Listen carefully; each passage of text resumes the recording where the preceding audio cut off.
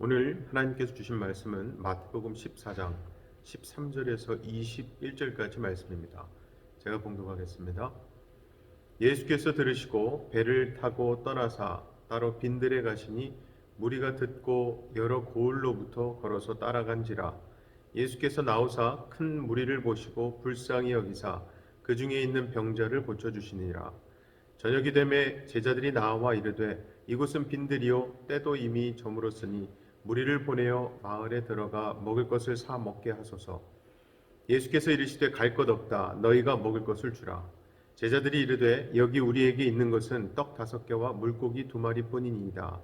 이르시되 그것을 내게 가져오라 하시고 무리를 명하여 잔디 위에 앉히시고 떡 5개와 물고기 2마리를 가지사 하늘을 우러러 축사하시고 떡을 떼어 제자들에게 주시매 제자들이 무리에게 주니 다 배불리 먹고 남은 조각을 12바구니에 차게 거두었으며 먹은 사람은 여자와 어린이 외에 5,000명이나 되었더라.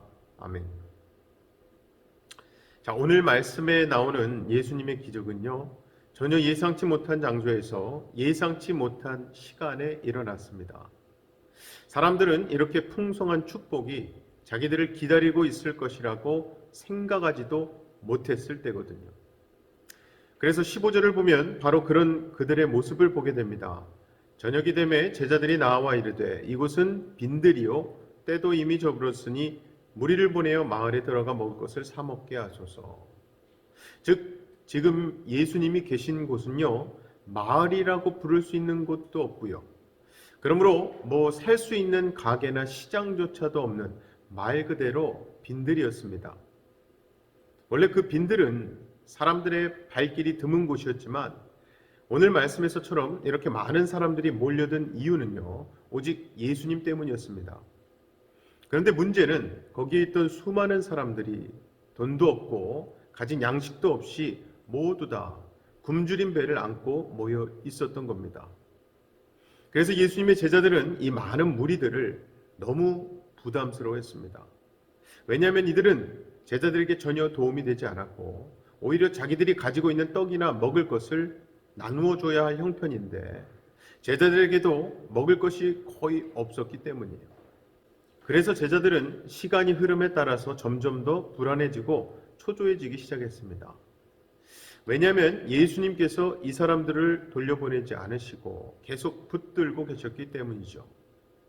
이렇게 되면 결국 나중에 예수님이나 제자들이 이 사람들의 먹을 것을 책임지게 될지도 몰랐다 생각한 거죠.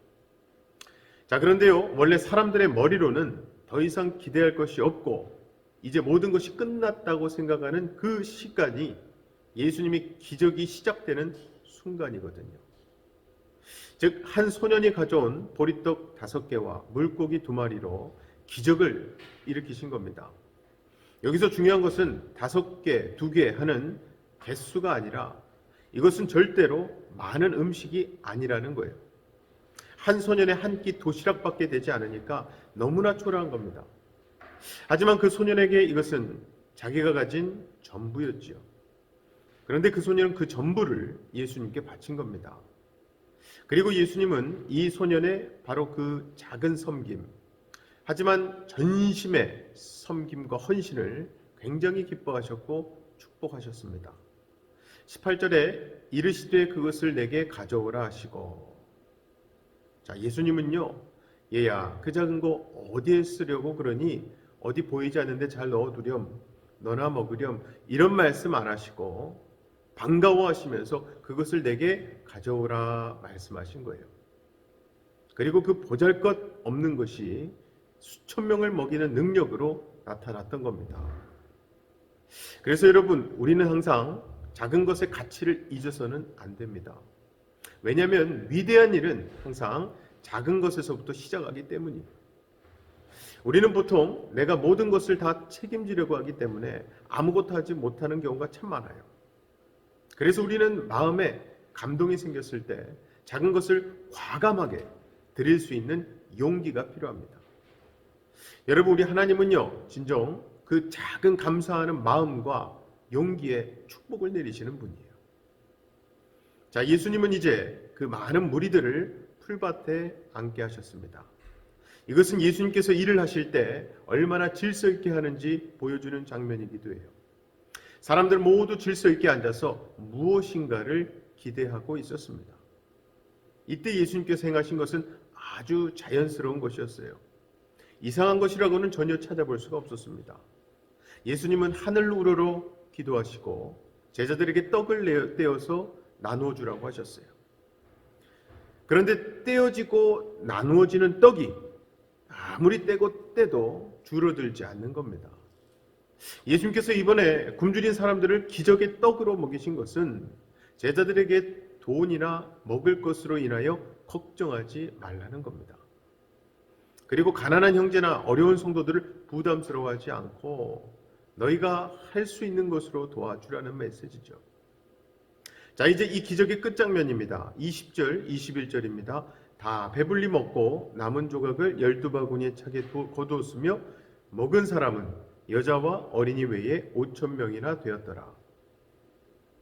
사실 지금도 어떤 사람은 예수를 믿고 싶어도 의식주가 걱정되어서 먹고 사는 것이 걱정되어서 결단 내리지 못하는 분도 있습니다. 그때 예수님께서는 먹을 것으로 두려워하지 말라고 하십니다. 그리고 정말 우리가 말씀을 붙들고 죽을 각오를 하면 살게 되어 있어요. 이번에도 보리떡 5개를 내가 붙들고 있었으면 보리떡 5개는 그대로 5개였을 겁니다. 하지만 예수님께 내놓으니까 이것이 5,000명을 먹이고도 12강줄이나 남았거든요. 이것은 예수님께 나 자신을 드리는 것이 얼마나 축복된 일인가 하는 것을 보여줍니다. 여러분, 성경은 우리에게 구체적으로 그 결과를 보여주세요. 그냥 많은 사람들이 배부르게 먹었다고 하지 않고 5,000명이 먹고 12광주리가 남았다고 분명하게 말씀하십니다. 사랑하는 우리 성도 여러분, 하나님은 때때로 우리를 현실적으로 불가능한 상황으로 몰고 가실 때가 있습니다. 그때 꼭 기억하셔야 할 것은요, 하나님이 우리 보고 그 불가능한 것을 하라고 하실 때는 하나님께서 반드시 당신이 역사하실 기적과 같은 일 준비해 놓으셨다는 사실이에요. 그래서 아까 제가 말씀드렸죠, 우리 생각에 이제 모든 것이 끝났다고 생각하는 바로 그 시점이 하나님의 기적이 시작되는 순간입니다. 그러므로 우리 삶에서도 도저히 어떻게 해볼 도리가 없고, 그래서 두 손 두 팔 다 들고 있을 때에 그때가 바로 하나님이 일하실 때인 줄로 믿으시고 미리 감사하시며 기도하시는 저와 여러분 되시기를 주님의 이름으로 간절히 축원합니다.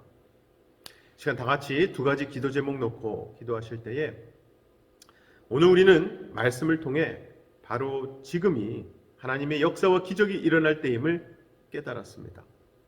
그래서 우리는 하나님의 일하심을 놓고 기도하기 원합니다. 합력하여 선을 이루어 주시기를 간구합시다. 두 번째는요, 오늘이 사순절의 시작점인 제의 수요일입니다. 예수 그리스도의 십자가의 고난을 기억하고 묵상함으로 십자가를 더 붙드는 사순절 되게 해달라고 기도합시다. 제가 기도하겠습니다.